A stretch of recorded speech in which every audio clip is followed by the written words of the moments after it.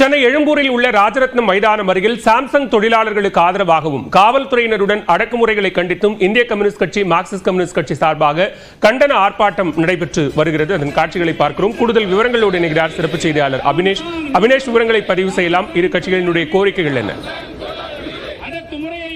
பலவேல் சென்னை எழும்பூர் இருக்கக்கூடிய ராஜரத்னம் மைதானத்துல சாம்சங் தொழிலாளர்களுக்கு ஆதரவாக இந்திய கம்யூனிஸ்ட் கட்சி அதே போல மார்க்சிஸ்ட் கம்யூனிஸ்ட் கட்சி சார்பில் கண்டன ஆர்ப்பாட்டம் நடைபெற்று வருகிறது.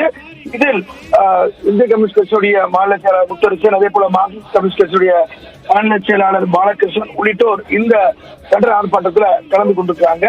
காஞ்சிபுரம் மாவட்டத்துல செயல்பட்டு வர சுங்குவார் சத்திரம் பகுதியில செயல்பட்டு வரக்கூடிய சாம்சங் இந்தியா எலக்ட்ரிக் நிறுவன தொழிலாளர்கள் 4வது வாரமாக வேலை நிறுத்தம் செய்து வருகிறாங்க.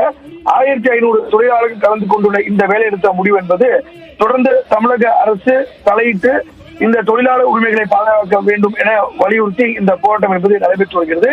ஏற்கனவே தொழிலாளர் துறை நலத்துறை அமைச்சர், துறை செயலாளர் மற்றும் அதிகாரிகள் கலந்து கொண்ட 5 முறை பேச்சுவார்த்தை நடந்துள்ளது. ஆனாலும் அதுல ஒரு சுமூக உடன்பாடு எட்டப்படவில்லை.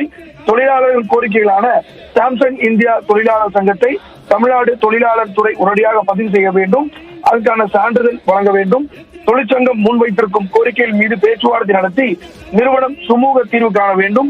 இவை இரண்டும் அடிப்படை உரிமைகளுக்கு சம்பந்தப்பட்டதாகும். எனவே இந்த அடிப்படை உரிமைகளுக்காக வேலை நிறுத்தம் நீட்டிப்பது ஒரு பெரு நிறுவனங்களுடைய தன்னுடைய தொழிலாளர் விரோத போக்கு என்றும் இதை முன்வைத்து இந்த கண்டன ஆர்ப்பாட்டத்தை நடத்தி வராங்க.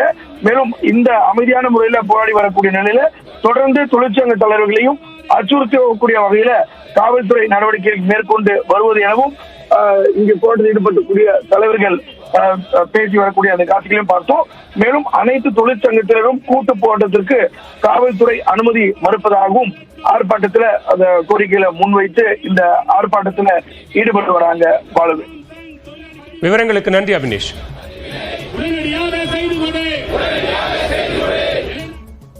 சேலத்தில் பள்ளி மாணவி மதுபோதையில் மீட்கப்பட்ட விவகாரத்தில் இரும்பு வியாபாரி கைது செய்யப்பட்டார். மாணவியை பாலியல் வன்கொடுமை செய்வதற்காக மது ஊற்றி கொடுத்தது விசாரணையில் தெரியவந்துள்ளது. சேலம் அழகாபுரம் பகுதியில் நேற்று முன்தினம் மாலை 11ஆம் வகுப்பு மாணவி ஒருவர் சாலையோரம் மயங்கிய நிலையில் கிடந்தார். இதனை பார்த்த பகுதி மக்கள் மாணவியை மீட்டு சேலம் அரசு மருத்துவமனைக்கு அனுப்பி வைத்தனர். இந்த சம்பவம் தொடர்பாக அப்பகுதியில் உள்ள சிசிடிவி காட்சிகளை கைப்பற்றி விசாரணை நடத்திய காவல்துறையினர் ராமன்குட்டையைச் சேர்ந்த கோவிந்தசாமி என்பவரை பிடித்து விசாரித்தனர். இதில் கோவிந்தசாமி பழைய இரும்பு கடை நடத்தி வருவது தெரிய வந்தது. மீட்கப்பட்ட சிறுமி அதே பகுதியில் இருந்த மற்றொரு இரும்பு கடையில் பகுதி நேரமாக வேலை செய்வதாகவும் அப்போது இருவருக்கும் நட்பு ஏற்பட்டதாகவும் கூறப்படுகிறது. நேற்று முன்தினம் சிறுமியை அங்குள்ள காட்டுப்பகுதிக்கு அழைத்துச் சென்று குளிர்பானத்தில் மது ஊற்றி குடிக்க வைத்து பாலியல் அத்துமீறலில் ஈடுபட முயற்சி செய்ததாக தெரிகிறது. ஆனால் திடீரென சிறுமிக்கு வலிப்பு வந்ததால் பயந்து போன கோவிந்தசாமி உடனடியாக சிறுமியை இருசக்கர வாகனத்தில் ஏற்றி வந்து சாலையோரம் இறக்கிவிட்டு சென்றது தெரிய வந்தது. இதனையடுத்து காவல்துறையினர் கோவிந்தசாமியை கைது செய்து சிறையில் அடைத்தனர். கோவிந்தசாமிக்கு திருமணமாகி 2 குழந்தைகள் உள்ளனர்.